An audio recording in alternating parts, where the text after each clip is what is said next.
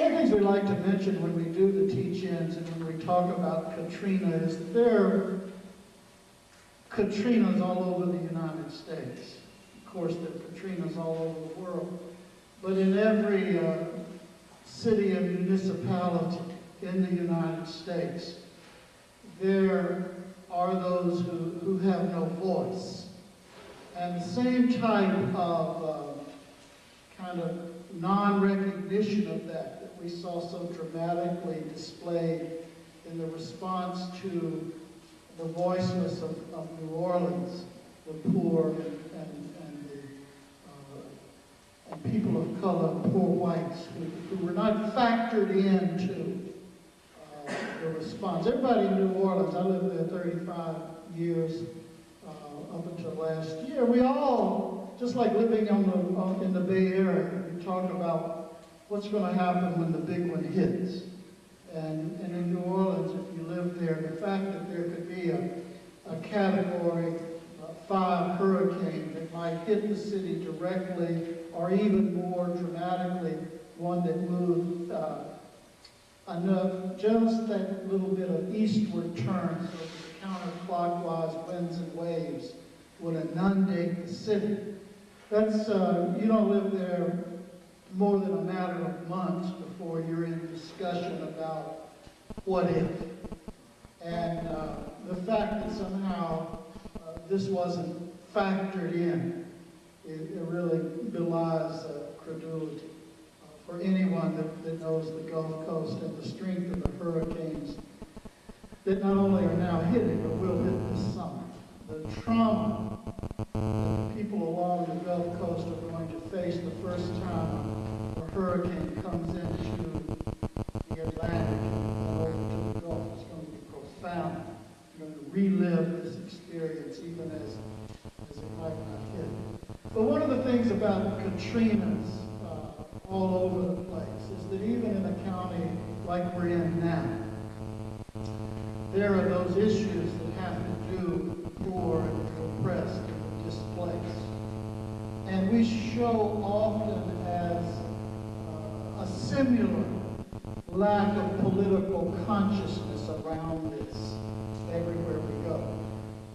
The difference is that we think that, and I don't mean any disrespect to anyone who's in training to be a social worker or a part of graduate school of social service. We've come to believe in this country, maybe not us in this room, that providing social services is the same as ensuring civil or human rights. That providing services to people is going to achieve equity.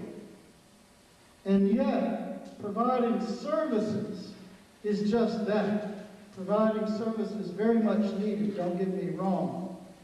But unless there is an organized effort to confront institutional structures around the outcomes of our social services as per the movement towards a more equitable society across lines of race and class, then we set the stage, if you will, for the ongoing Katrinas in our midst. And one of the things that we like to talk about as the People's Institute is how much those of us in the helping professions have been removed intentionally, I mean every one of us, but talking collectively, have been removed from justice struggle, have been removed from seeing what we do when we operate a nonprofit as being a part of a historic movement for equity in this country. As we traverse the nation, we find all too often and all the more, and growing all the more every day, we find a whole industry of us, as there was there was in New Orleans, of social service providers, but we're operating within a box. See, we're operating in a grant-driven environment.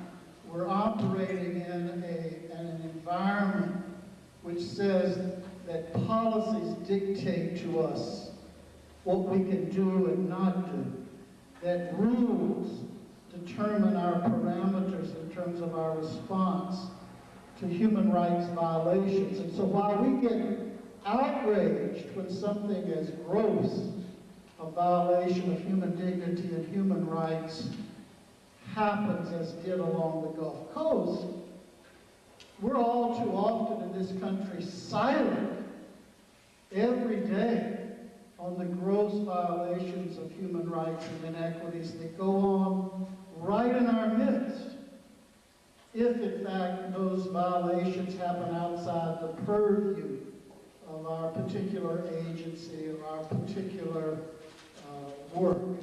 So it's not that somehow the system failed poor people in the Gulf Coast. That's very true, and in New Orleans.